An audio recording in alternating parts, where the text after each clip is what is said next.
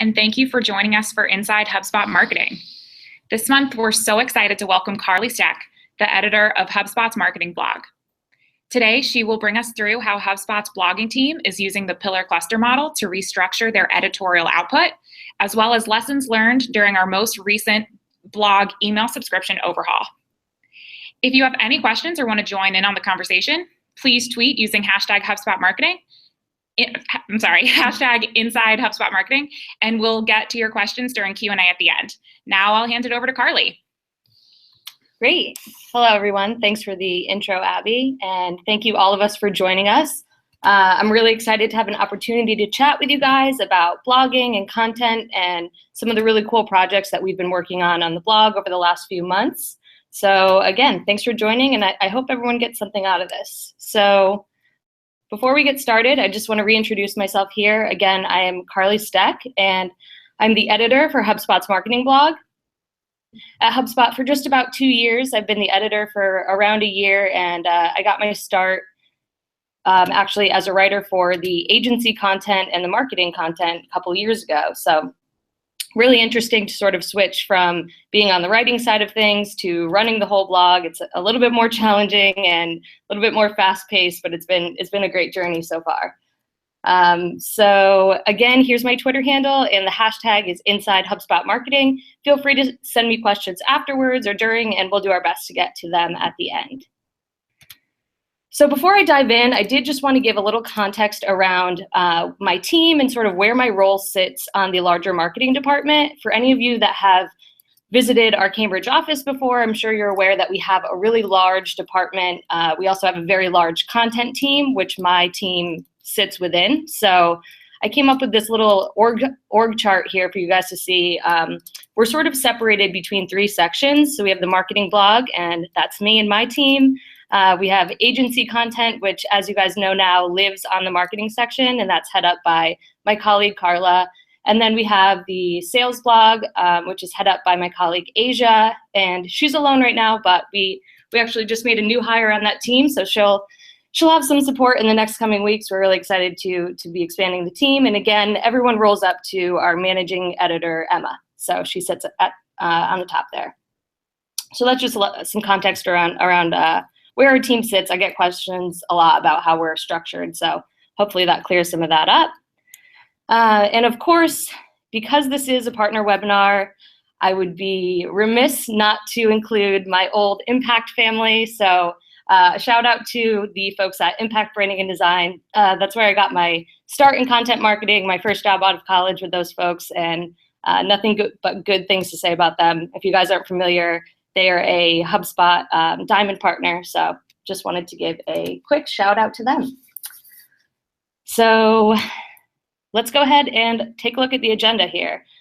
So we're going to be covering 2 main projects today, one of which is around how SEO is changing and how we've adapted with something called the pillar cluster model, which you might have heard of, but we're going to go through how we're using that, how you can use it in your marketing, and so on.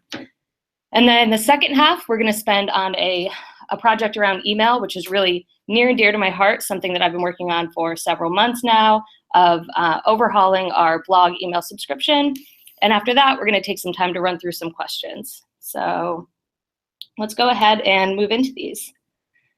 So we're going to start with the next evolution of SEO and just sort of a big picture view of what's going on here. So if there's one thing that we know for sure, it's that search is changing. Right? So if you're thinking about it, it's that right now content producers are sort of looking at keyword ranking as a main metric to gauge the performance of their content. And this approach is something that I've been applying to our strategy for a long time. It makes sense, right? It's an easy place to start. It's an easy place to sort of get a keyword to then serve as a jumping point for your editorial strategy and your blog titles and so on. But the thing with keyword ranking as a metric, engaging the performance of your overall content, is it's a little tricky because it's rooted in context. So let's dive into an example here of what I mean.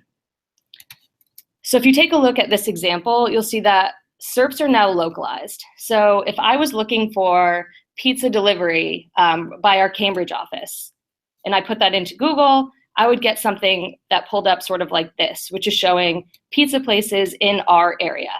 Now, if I lived in San Francisco, let's say, and I pulled up the same result, it would show different local places. So that gets a little tricky with when you're trying to go after a particular keyword, just because Google is smart enough to be making these customizations. So another example here is that search engines have begun dictating how our content should be structured. So you'll see in this example, this is a featured snippet. And this is something that you've probably seen show up before in your own Google search queries, or maybe perhaps your agency is showing up or one of your clients is showing up in one of these, and that's great. So basically what these are is Google typically shows these when you put in a question-based query. So for example, how to make a GIF in Photoshop. And this shows up, as you can see, it right within the SERP outlines some of the steps there so that a user doesn't even have to click through to the article to get the gist of it. So that's just another way that Google is using context to sort of shape the way keywords and SERPs are being populated. So another thing we know for sure here is that the searcher is changing, right? So as search engines evolve, the searcher is also changing along with them, and their behavior is changing as a result. So if we hop in here, we see that search queries are becoming more conversational as a result of the searcher changing their habits. So a great example is these conversational search queries that you're experiencing with your smartphone. So the thing here that is important for content creators to keep in mind is that these queries are disrupting our traditional view of keywords because they expand the playing field, right? So previously, maybe there was 10, 20 really high-level, broad keywords that you wanted to go after, things like lead generation, business blogging. But now, because of the introduction of conversational search, we're more comfortable with asking these longer questions and these longer tail keywords, which is then in turn, again, expanding the playing field and giving us hundreds or thousands of options as opposed to that just like core 20 keywords to go after. And that complicates things a bit. So just to give you a sense of how prevalent this is right now, Google released a statistic last year, I think it was in May, and they said that 20% of mobile queries are voice searches. So that's queries on their mobile app as well as their Android devices. So that's a pretty significant number. And as we become, more and more dependent on our smartphones, I can only see this number rising. So again, it's just a reflection of how the way we're interacting with search engines is changing and how maybe that's going to have to cause a shift down the line in the way that we're thinking about our keyword and content strategies. So if we take a look again, what do these two things add up to? If search engines change and searchers are changing, that means our strategies that we have in play right now are probably falling behind, and we need a new approach to content strategy. So the way that we're thinking about this at HubSpot is visibility across a topic is better than ranking for a specific keyword. So the way that we're really viewing this is that building content within topic clusters, which is what we're going to go over today, in doing so, we're able to capture a large amount of search traffic across an always increasing pool of relevant keywords. It's a game changer, and I'm really excited to dive in. So let's go ahead and do an introduction to this pillar cluster model that I'm talking about. Then we'll get into sort of how we're using it a bit and how you can use it in your strategy as well. So essentially, a topic cluster is made up of two types of content. You have your pillar pages and you have your cluster content. And this can be a little confusing if you're new to this, so we're going to go through a couple waves of examples to make sure that it's really crystal clear. So what we have here is another graphic that sort of explains this concept, right? And at its core, you can see the pillar content lives in the middle of this content ecosystem. All of the blue lines that are connecting the circles around it serve as links. So these are hyperlinks back to this main core piece of content. And then again, the circles around it are the pieces of cluster content. So to make this a little bit more helpful, let's plug in some actual keywords so you can see what this would look like. So here's a really good example of workout routines being at the core pillar page, the center of this ecosystem again. Workout routines is a fairly broad concept. There's a lot we can work with there, and we want that one piece of content about workout routines to be really canonical, really comprehensive, sort of the go-to piece. Then, as you see around it, we have some more long tail terms, some other long tail subjects that you could write about as they relate to workout routines. So maybe you have workout routines to get abs. Summer's coming up, everyone needs that. Workout routines to lose fat. Again, they all tie back to that core pillar page, but they focus on longer tail keywords. So to make the distinction between the two here, in case those visuals didn't really bring it home for you, let's take a look at how I like to think about it. So for pillar pages, remember, it covers a very broad topic. This requires more resources than creating a piece of cluster content. That means more time, more energy, more research. And the role of this pillar content is really to cover the core topic broadly and also perform well at converting visitors to leads or whatever your conversion point is for that page. And the pillar page can be, it doesn't have to be a blog post, it can be a blog post. It can also be a site page. Again, it's just the larger, more in-depth piece of content, as opposed to the cluster content, which is typically a bit shorter in length. It could take the form of a blog post. In most cases, it does. And the cluster content focuses on gaining greater visibility or topic visibility while funneling traffic through to the pillar content in order for them to convert. So again, the pieces of cluster content aren't necessarily focused on conversions. They're focused on driving people to the pillar page where they can then convert. So a colleague of mine, Leslie, has been heading the charge on the sales blog to get this rolled out. In full transparency, this is a project that is very in progress right now. So we've started to do some work on the sales blog with this, and we've begun a bit of work on the marketing blog, but we have, to give you some context, around 13,000 posts on the marketing blog. So we have a little bit of our work cut out for us in terms of categorizing those and getting those posts where they need to be. But again, Leslie started the charge on this, and she was sort of responsible for teaching a lot of us internally how to think about this. So I just love this quote. It serves as sort of like a little bit of a sniff test to determine if you're working on a pillar page or a piece of cluster content. So if you're trying to get the page you're working on to rank for a long tail keyword, it's not a pillar page. If the page you're working on explores a very narrow topic in great depth, it's not a pillar page. But if the page you're working on touches on many aspects of a broad topic, it's probably a pillar page. So again, it's just a really simple framework for thinking about that. We've found internally that it can be a little confusing in the beginning, so I hope sort of some of those explanations helped you out a bit. So we'll dive into how HubSpot is using this framework, why we're using it, sort of what it looked like before, and what the plan is for it to look like after. So right now, this is HubSpot's blogging strategy before.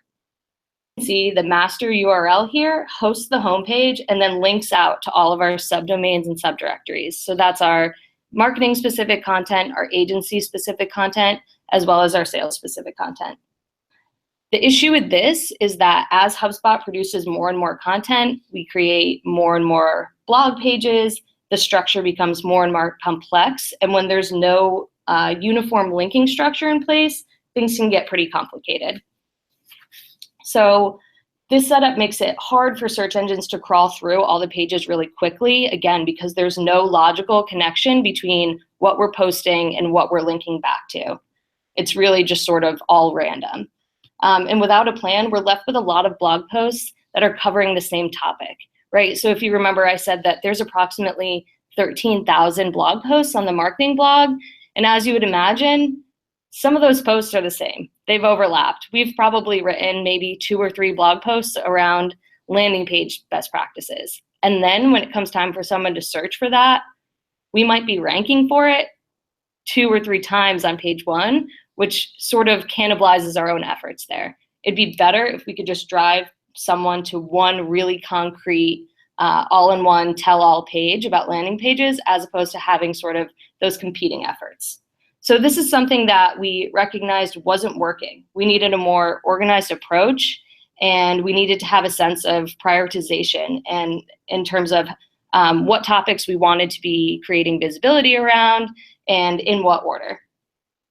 So that's where this strategy comes into play. And again, this is very much a work in progress, but this is how we imagine blog.hubspot.com looking afterwards. So you can already tell just by the visual that it's a lot more organized. Using that topic cluster model, we've begun to rearrange the site's architecture in a way that makes sense and is easy for Google to crawl. So by linking all of the internal content together, Google can go in and really easily scan and understand that there's a semantic relationship between all of the pages in this content. And the cluster setup also signals to search engines that there's a real breadth and depth around the topics that we're covering, which is a great sign. It gives us more authority for the pillar pages to rank higher. And again, those are optimized for conversions, which is great for us. And then again, too, like algorithms, like for example, Google's RankBrain rewards this orderly linking structure. It just makes their lives easier. It ends up being a better result for the searcher on a SERP, and it's basically just a win-win. So at its core here, what we're finding with this pillar cluster and internal linking strategy is that weaving your content together more tightly will produce greater results. Again, I wish I had some more hard numbers to share here, but trust me, we will be covering this to the point that you're sick of it. We'll have blog posts on this. Again, it's a slow rollout, but we're really anticipating some awesome results here. And just to give you a little bit of a preview, we did run some early tests around this before we got started and decided to make it a larger company initiative. And two of my colleagues had run a small sample size and found these results, which as you can see by this chart, more internal links equals higher placement in SERPs. And that's really, at the end of the day, what we're looking for is just a really systematic, organized approach to creating content that has a purpose and fits into a larger ecosystem. So I bet you're wondering, how do you create these topic clusters for yourself? So great question, and we have some really cut and dry, easy best practices for how to approach this. And I will say that this is a strategy that's really helpful if you're starting with a new client that maybe hasn't gotten their feet wet with business blogging yet, so you're creating their blog for them for the first time. It's a great way to build out that editorial strategy from scratch. But again, it is possible, and we're proving it's possible, to go through all those posts and reorganize and make it your strategy moving forward. So again, ideal if you can start from scratch, but not a game changer, not a deal breaker if you need to go back and sort of reorganize some of your existing efforts. So how to create a topic cluster. This is based on a lot of our experiences with the way that we approach this. This is a very, very simple explanation and some simple takeaways. You may run into a couple roadblocks, again, if you are optimizing some of your existing stuff, but at its core, this is what we suggest. So you want to start by mapping out 5 to 10 of the core problems that your buyer persona has. Again, this is information you can uncover however you want. I'm hoping that all of you already have buyer personas set up, so maybe you can tap into some of that existing information. You can run surveys, interviews, whatever you need. But the goal there is to get at least 5 to 10 of those core problems down. After that, you want to group each of those problems into broad topic areas.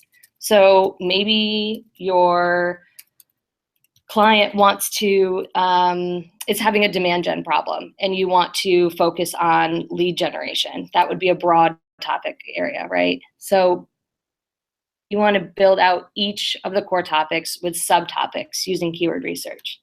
If you go back and think back to that chart we showed you with the workout routines, those core subtopics would be the ones that were floating around the pillar piece that sits in the middle of that ecosystem. The next step after that would be to map out content ideas that align with each of those core topics and corresponding subtopics. So again, the initial phase of this is going to be strictly rooted in keywords or long tail keyword phrases. So then it's up to you to go ahead and take those keywords and position them into an actual working blog title. After that, you just want to validate each idea with industry and competitive research. Again, it does go back to doing some of that straight up keyword research, making sure that the topics that you did come up with have a keyword position in them, hopefully close to the beginning, because that's a bit better. And that's really your framework to get started. After that, it just comes down to creating them, measuring them, and refining them. This is a process, as I said. You may find that certain strategies work better than others. It's easier to rank for certain topics over others. Again, it is a learning process, but it will pay off in the end. So, a little helpful tool here to reintroduce. If some of you were with us at Partner Day, you may have heard about this, but we do have a content strategy tool that's currently in beta. And this tool is really designed with this process in mind. So we wanted to make this easy to do in HubSpot, make it easily accessible, and sort of give you the means to organize this in a really simple way. So a lot of this product was informed by our own strategy and our own trials and tribulations with getting this set up for HubSpot. Again, this is in beta right now, and I believe it's coming out of beta this summer. So if you're using it, I would love to, we'd love to get more feedback from you, what you like, what you don't like. And if you're not using it, check it out, because I really think it's going to be a game changer for a lot of our customers and clients. So just a little plug for that there. Cool. So that gives you a pretty good sense of pillar cluster, what it means, why it's important, how we're using it, and how you can use it. Equally as important as editorial strategy and sort of mapping out the types of content you want to create and why is how you're going to distribute that content. And that's something that we were struggling with a bit as of recently. So we decided to sit down and take a really hard look at our blog subscription emails, because that's one of the major channels in which we drive traffic to our new blog posts. So this wasn't an easy task. And to be honest, when my manager asked me, I was a little bit worried, but we went ahead with it. And I think I'm really excited to share some of these results here. This is sort of the first time that I'm talking about this project finally. So it's been a long time in the making, and I think we have some interesting findings here for you guys. So if you're familiar at all with our marketing blog subscription, if you're subscribed now, thank you. Please stick around. But you'll probably be familiar with this email. So this is our daily email. Essentially, it's just an RSS roundup of our latest content. We also offer a weekly cadence. And there's nothing necessarily wrong with this email. It's not horribly ugly. It wasn't underperforming drastically. But once we scratched the surface a bit, we found that there was a lot that we could actually work on. So of course, this was met with some skepticism by folks internally and people that I was talking to, sort of asking me why, what was the purpose here, and why now, especially at a time where email is sort of getting pegged as a dying communication channel. It's not dead. That was my response back to people. It's very much still an effective channel for content promotion, for connecting with your audience in a meaningful way. I just think that because so many people have gotten good at it or think that they've gotten good at it, there's a little bit more noise in the inbox. It's harder to get through to people. So again, it's not dead, it's just hard to do well. So again, why revamp? Some of the other reasons and driving forces behind this were to kick off, we launched a company-wide initiative where we wanted to send less email. It was sort of a harsh realization. We had to sit down and realize we need to practice what we preach. We needed to really look inwards at our existing email strategy. And unfortunately, the blog was one of the teams internally that was sending a lot of email by nature, right? We have a daily subscription. And we figured it was time for us to sort of take a step back and evaluate whether or not that was the right fit. Did we need to be reaching out every single day? Another consideration here was that we'd evolved our editorial strategy to keep pace with our readers, but we never, ever touched our email strategy. It was stale. It was bad. I mean, it was just an RSS feed, and it worked for some people, but what we found is that there was an opportunity to make it work for a lot more people. Another issue that that sort of brought us to this point was that we were finding that people weren't remaining engaged with their subscription for very long. Now, I'll dive into this a little bit more later, but this was one of the main driving forces behind why we made the changes that we made. Finally, we set aggressive traffic goals for the year, and we needed to find a way to start scaling that month-over-month traffic growth. So what we found is that as the blog grows in scale, it gets harder to get to that next milestone. They're pretty big jumps going from, one set of 1 million to another. So we had to find a way to make that distribution channel work the best for us, or figure out if it wasn't working and we needed to find something else. And finally, it was the right thing to do. Every once in a while, it's helpful to just take a step back, evaluate your efforts, make sure that you're serving your audience the best possible way that you can and that they're finding value. So that's just some context on why we decided to move forward with this revamp, what our thinking was behind it. So let's take a look at an analysis of our old subscription. Again, I showed you a photo of that before.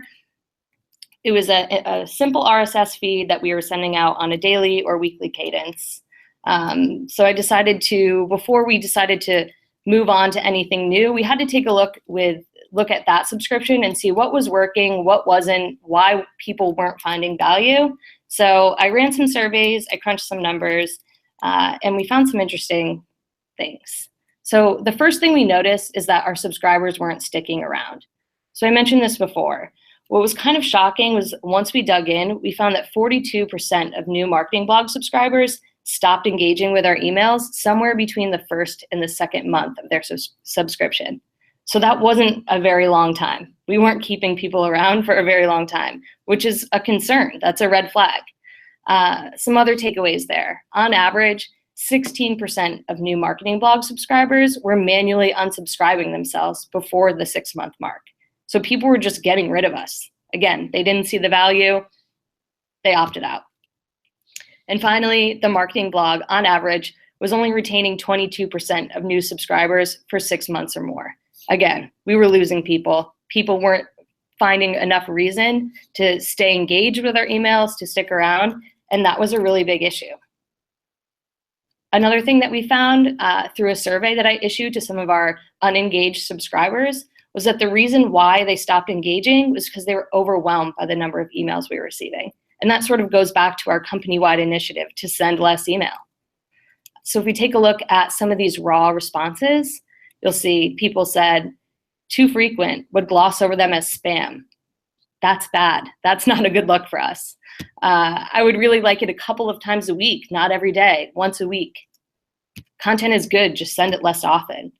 It should be sent twice a week. It was too much. So this was all like really, really helpful feedback in determining what was wrong, what we could change to make people want to stick around and make people want to engage. And we definitely took note.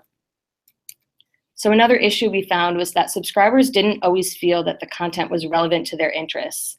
And that sort of fell into two buckets. And that was that they felt like the format wasn't really speaking to their needs. They wanted more video content. They wanted infographic articles, as well as shorter articles, longer form articles, multimedia elements. They also found that the content wasn't always tailored to their interests, which was really tricky. So we've been around as a publication for a really long time, and we've had some of our subscribers grow up with us through the ranks, right? They've learned how to master social media marketing, and none of this is new to them anymore. But then we have some of these new subscribers who are just hearing about inbound marketing for the first time. And catering to all of those interests and all of those sophistication levels has been really difficult. And that was definitely showing up in some of the feedback we got. So again, some raw survey responses. I like the HubSpot blog. I'm just not interested in every single blog post. That's fair. Me either. Tailor it to my interests. add more video. Again, this was a huge thing that we saw over and over again, is people being really interested in more video content. I would like to see more mediums within each post, not always a formal article, maybe short videos, infographics to get the point across. And provide more granularity so I can be specific on what I want. And that was something we weren't doing. We were giving the same subscription option to every single person. It wasn't tailored by topic. It wasn't tailored by their job title. It was simply just the latest posts that we'd published, the most recent posts that we'd published. All right, so we took all of that information and we decided it was time to sit down and figure out exactly what this new wave of subscriptions was going to look like. It resulted in something that I'm referring to internally as the iGab newsletter series, and we'll get into that in the next few slides here. So the two really big issues that we needed to solve for with the subscription that we pulled from, again, those survey responses and some of the numbers we dug into, was that there was a demand for more personalized subscriptions. They wanted a more personalized experience that spoke to them. The other issue was that they were getting too much email. We needed to scale that back. We were piling on, we weren't adding value. So here's how it works. Here's the new subscription, right? So people opt in through any of the ways to subscribe to the blog. Again, there's ways on a post level, on our homepage. All they do is simply check one box, subscribe to the marketing blog. From there, they get a welcome email from me that has a link to a landing page where they can customize their subscription preferences. This is how we solve for the need for more personalized content. And the reason being that we made this an extra step is we felt that asking people to take this leap and manually sign themselves up for a specific edition of the newsletter would be helpful. It would show intent. We wanted people to be engaging with us right off the bat, right from that first welcome email. So again, that link in that welcome email leads you to a subscription personalization page where we introduce our 4 new email newsletters. Now, I'll get into sort of the details of these 4 newsletters in the next slide, but what's important to note about them is we scaled back the cadence. It needed to be sent twice weekly to sort of make the outreach that we're sending to our subscribers a little bit more manageable. So we'll go through each of the 4 newsletters so you can get a better grasp on what they entail and why we structured it this way. So the 4 newsletters are Get Inspired, Get Growing, Get Ahead, and Get Better. The goal here was to make these goal-oriented. So it was what you wanted to get out of the blog, the content that you felt was relevant to you. So maybe you needed inspiration. Perfect. Subscribe to Get Inspired. In that email, we highlight outstanding marketing examples. Those are some of our best posts, is these example roundups. So we knew that was something that people were interested in. We highlight design inspiration and marketing ideas that'll help keep you on your toes. The next edition is Get Growing. These are the hacks, the strategies, the really tactical, actionable advice you need to get started with inbound and start scaling your inbound efforts. The third one is Get Ahead. So this is something that we're experimenting with a bit. We've done a lot of news jacks on the blog before, but we'd love to get to a point where we're a destination where people can come to get the latest marketing and tech news. That's what this newsletter edition is all about. And finally, we have Get Better. And this is, again, these are topics that just kept coming up and kept surfacing as some of our top performers, and that was around career advice and professional development and skill building. And that's what this newsletter is all about. If you're interested in scaling up in your career, this is the one you want to subscribe to. And as a bonus, and to be fair, we understand that a lot of people would want all of those things. So we offer to Get Them All subscription that rolls in all 4 editions into one. Now, it's worth noting that these subscriptions are all hand curated by me. So I take the time to sit down twice weekly and put these together based on our top performing articles in that space, things that I really think will resonate, things that have resonated with others in the past. So they're really personable, really strategic. So here's a look at what one looks like. And again, this is a little long, so we're going to dive into some of the specific sections, and I can explain sort of the thought process and how all of that feedback came to fruition in these emails. So two of the sections that we kick off with are the thought starter and read this if. The thought starter was something that was actually inspired by a newsletter that I get from Google called Think with Google. And they always kick off, I believe they send it on Monday mornings, and they kick off with just like an inspirational quote or a really interesting, compelling statistic. And I thought that this was a great opportunity for us to hook recipients right at the start. So this is also a great opportunity for us to feature some of our actual in-house research with HubSpot Research. And as you can see here, we highlighted our State of Inbound report. And then the read this if section is meant to be really prescriptive. So we wanted to give people that personalized feeling. And this sort of helps people visualize where an article or where this advice fits into their day-to-day. So maybe you're really struggling with building out your presence on Instagram, and you read this and say, read this if you need Instagram inspiration. And you're like, that's me. That was the whole point. That was the whole interaction and emotion we wanted to get from people here. So we also included a watch this section. Again, this goes back to all of the feedback we got about people really demanding more video content. And we make a lot of really awesome video content in-house, so it's a great place for us to share some of this. And finally, this is arguably my favorite part right at the end. I think that the footer space in an email often goes underutilized, and we did two really cool things here. One of which, maybe I'm biased because I just want to share my music with everyone, but whenever I sit down to put these newsletters together, I throw in my headphones and I listen to a couple songs, and I always share those songs with our audience at the end. I think it's just a great way to add a really human touch to our emails and really let them know that this isn't a robot, it's really me. I'm really taking the time to put these together in a really thoughtful and strategic way. But also, hey, maybe you get inspired, you get some new music, maybe you like my taste, maybe you don't. And you can let me know, because we also have a feedback loop. So you'll see those 3 emojis right at the bottom here. And what those emojis are linked up to is mail to links that go directly to my inbox, which was kind of scary at first. I'm sort of letting people into my space, and I'm allowing them to say really whatever they want, but it's proved really, really helpful and really valuable in helping us shape the way these emails are moving forward and sort of get a really good read on what people think. So I bet you're wondering, is this working? Have you been sending it? How is everything going? So let's take a look at the current state of our new subscription. Again, is it working? Let's take a look. So remember this step? So this was sort of where we were asking people to opt in as they would regularly on any of the subscribe points on our blog. And then they would get that, again, that welcome email from me with a link to the subscription preferences landing page.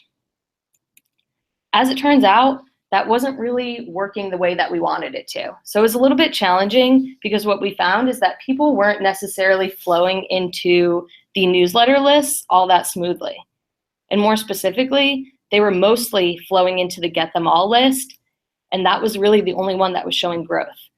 This came as a really big surprise to me, considering that there was such a demand for more personalized content and being able to tailor the content to specifically their interests. So it wasn't a deal breaker, but it was definitely a very, very obvious sign. It's something that we let sort of pan out over the first couple of weeks. We didn't know if it was just a slow roll to get people to open that welcome email, to click that link. But one caveat here that I want to point out is that getting on the Get Them All list was a bit easier. So due to some agreements that we made with other teams internally that are sending email, we decided that we would auto-subscribe folks that came in through a checkbox on our lead generation forms to the Get Them All email.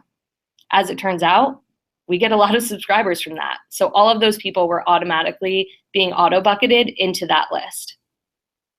The other reason why it's easy to get on that list is because if you click through to the subscriptions landing page from the welcome email, but don't take an action, we auto-subscribe you again to the Get Them All list. So again, it was easier for people to get there. It was very obvious that there was friction, and it definitely led to some roadblocks down the line. So what about the Get Them All newsletter? That was the only one we were sending. So what we found again is that those other lists weren't growing. They were very slow to grow, and we just weren't ready to start sending emails to those folks yet. So we started running our tests on the list that did grow. Again, that's the Get Them All newsletter. So let's take a look at whether or not it's working and what people thought. So thanks to those 3 cute little emojis at the bottom of that email, I got a lot of feedback on these.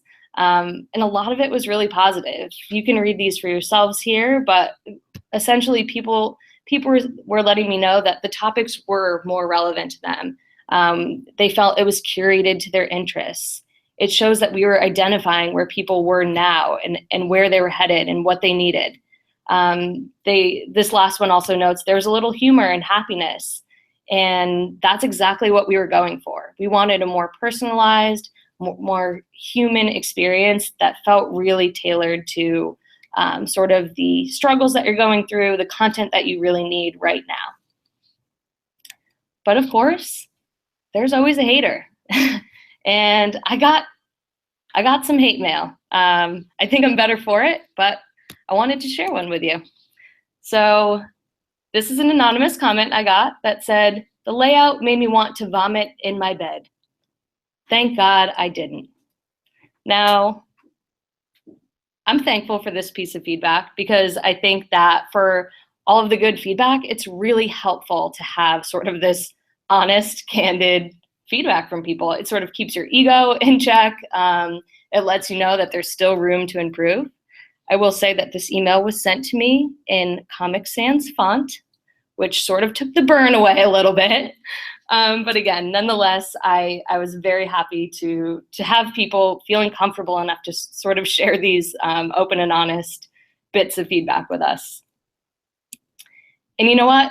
That person I'm not going to say that they were right, but they definitely reminded me that there was a lot to learn in this. So if we take a look through some of these numbers, you'll see that if we look at click-through rate, and again, we've only sent, to give some context here, we've sent 7 twice weekly emails so far. So these are definitely numbers, but they're definitely early numbers. So it's something that we're still going to be working on.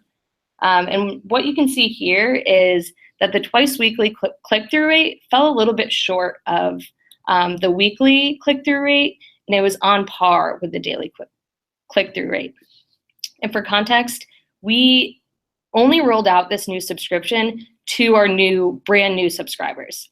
This was sort of, again, an experiment, a test period, and at the same time as these were rolling out, the existing subscribers were still getting these weekly and daily emails. So I pulled the information from the last 7 sends of those and compared it to the first 7 sends of these twice weekly emails.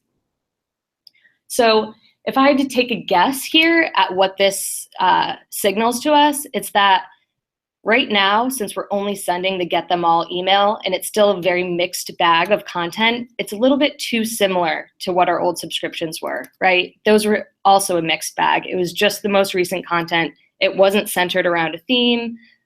So I think there's room to improve here, but I think this is interesting to see that it's sort of panning out in the same way that our daily email was.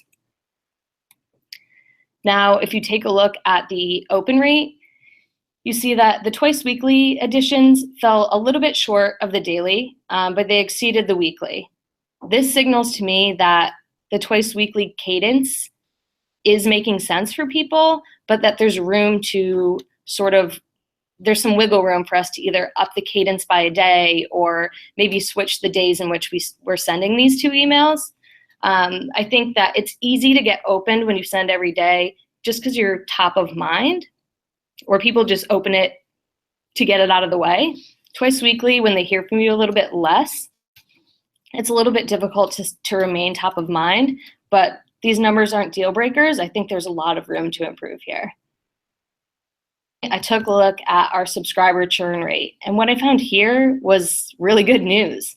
So we were able to decrease the churn rate by a really significant amount, as you can see here. And that signals to us that people are finding value, they're sticking around, and they're not feeling overwhelmed by the cadence, which is great. If we can continue to keep this churn rate low, there's a lot of really positive benefits that can come of this in terms of our list health and subscriber engagement and just our subscribers' overall happiness with the experience that we're delivering. So next steps. I will plug an article that I just wrote last week for the marketing blog here, because I sort of go into some of these takeaways and next steps in a bit more detail, a bit more reflective detail. And I think that if you're interested in this, you're interested in learning more about this experiment, it's a great piece to read around this. But just to touch on this a little bit high level, we recognize that we need to work on streamlining the personalization process. So it's a little clunky right now. We are asking people to take that extra step, and we found that it's a little bit difficult. We also are auto-subscribing people into that get them all option, depending on where they're converting as subscribers. And I think that we can work out a plan to make that a little bit better. And perhaps maybe we allow people to subscribe to 2 of the 4 editions as opposed to all of them. I think there's just definitely work we can do and testing there. Again, as sort of reflected by that tough piece of feedback I got, is we need to work on the design. I'm not sold on it right now. I think there's a lot we can iterate. I've gotten a lot of good feedback through that loop again of people saying maybe it's a little bit too long or a little bit too busy. They want more images. So I'm going to run some tests there and see how we can make that the best possible experience. Again, we need to improve the email open rate. So the email open rate, as you remember from that other chart, wasn't that bad, but it could be better. And the whole point of increasing the open rate is that gives us an opportunity to increase the click-through rate as well. And that's something that we're really goaling ourselves on here. So this comes down to running some subject line tests, or maybe sending it at a different time of day. There's definitely a lot of work and tests we can run here. And then finally is we need to continue to collect the feedback. So I can't stress this enough, that this has been the most helpful part of this entire process, was having that feedback loop and issuing that survey to collect feedback in the beginning. The only way you can know what people want or what they don't like is if you ask them. And I know it can be a little bit scary. And again, I opened up my inbox to, direct feedback, direct conversations, but it's great because I can then follow up with those people directly if I want to. I can ask them to hop on the phone with me if they're interested. So I can't stress that bit enough there. So let's end on some takeaways here. So again, both of these projects are a work in progress. The email one, still very new, still only have 7 sends out. But there's definitely some interesting pieces that we learned along the way from the process that I think anyone can apply to their email strategy moving forward. So let's jump into them. So do a subscriber pulse check every 6 months. This is something that we neglected to do for a little while. We were sort of looking at the very surface level open and click-through rates for our existing subscriptions, but once we sort of dug in a little bit and noticed that people weren't hanging around for very long, we noticed we had sort of a deeper seated issue. And that takes doing this pulse check. Maybe 6 months isn't the exact science, but it's just important that you go in and you look. If there's people that aren't engaging, it may inflate your subscriber number, which you think looks good to your boss, but it can really harm your deliverability. And it's just, there's no sense in sending an email to someone who's just not listening. Again, I'm sure you're sick of hearing it. Work a feedback loop into your emails in some way, shape, or form. You don't have to have the exact setup that we have, but I found it's really helpful. The more you know, you don't know what you don't know until someone tells you, right? So if you invite people to share their opinions, they will. I get plenty of emails. And it's just been a really, really key part of the strategy in figuring out how to do email well. So the third one here is don't assume that one size fits all. So I think as marketers, we're really trained to slice and dice our email lists and segment and try to get the right content in front of the right people. But oftentimes when it comes to our blog subscriptions, we sort of let all of those best practices go out the window. So, oh, sorry guys. All right, are we back up and running? Okay.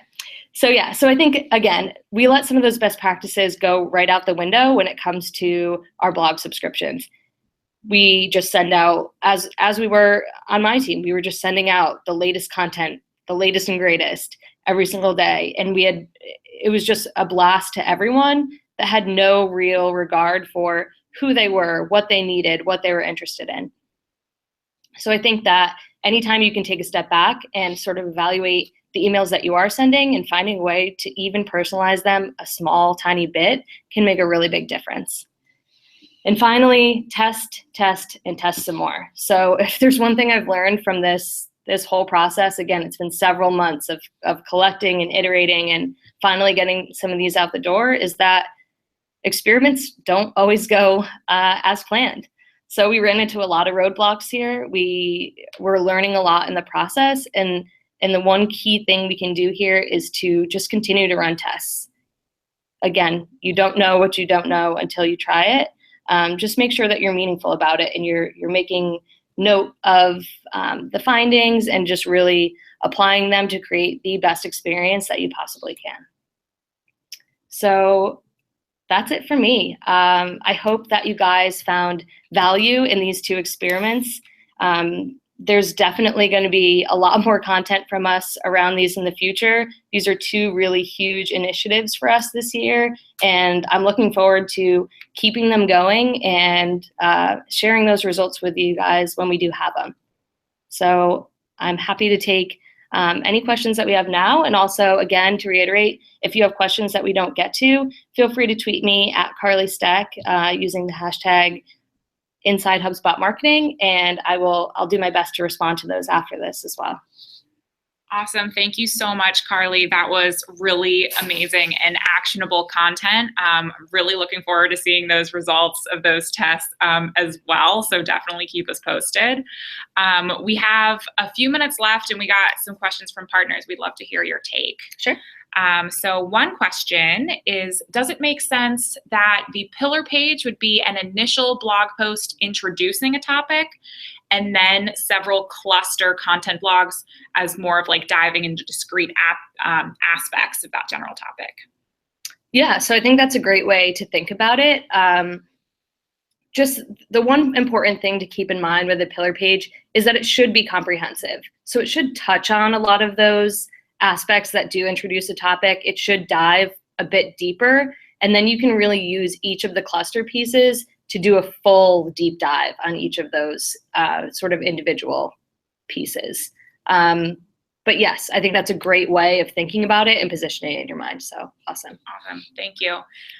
Here's another pillar cluster question. Does a product or service page work well as a pillar? Yeah, so actually we're going to be running some tests with that as well, where we have a feature, like HubSpot software feature specific page serving as the pillar page. Awesome. And then all of the content that's sort of related to that feature that ties into, the best practices around why you would need to use that feature would then link back to that pillar page. Very cool. All right, another specific question on one of your, on your slide with the graphic about the before and after pillar cluster model, on the after slide, the subdomain of blog.hubspot.com was missing. So the question is, what's the future of that subdomain? Are we going to be moving the pillar pages to run under the primary domain versus the subdomain? So this whole pillar cluster model is something that we're really rolling out not only to the blog, but also the way that we structure our website in general. So I think that some of our other larger teams on the content team and on the marketing team are going to be creating pillar pages that do live on just the HubSpot domain, whereas most of our work on the blog side of things will roll up to pillar pages that live on blog.hubspot.com. Got it. Cool. If that answers that question. Yeah, totally. It's a very complex structure that we're still wrapping our heads around internally too. So for the the emoji footer in your email. The question is, can we build out the same type of footer using HubSpot? Yeah, so I did that all within HubSpot. I created those little emojis in Canva and uploaded them just as images within the post. And then you would just create a mail to link, which if you just Google how to create a mail to link, we have an article on the HubSpot marketing blog on exactly how to set that up. But essentially what that does is it will open up an email window that will already have my email address in the to box, and it will have a subject line that says, I liked this email was meh, or I hated this email. And then it's up to that person to then sort of fill in the blanks. Some people just send me, they like the email. Some people get really specific. But yeah, that's all totally doable in HubSpot. Awesome. Yeah, definitely good use case of using our own software if you need some inspiration. Well, that's all the time we have for questions today. But I just wanted to thank you again, Carly, for taking your time out of today to give all of us some insight into the plans for the marketing blog. So that's our time for today, everybody. And we'll see everyone next month on Inside HubSpot Marketing. Thanks for joining, guys.